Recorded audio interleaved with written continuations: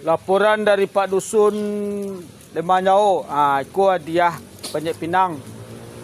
Gue dewasa. Dana cash 1 juta. Aku diangin.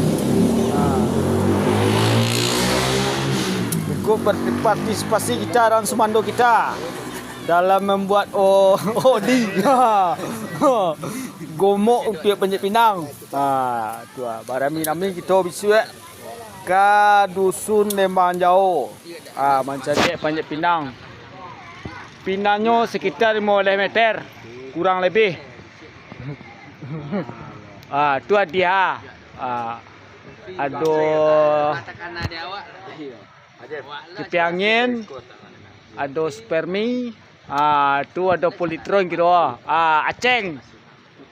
Aceng lagi memasang hadiah di Panjat Pinang.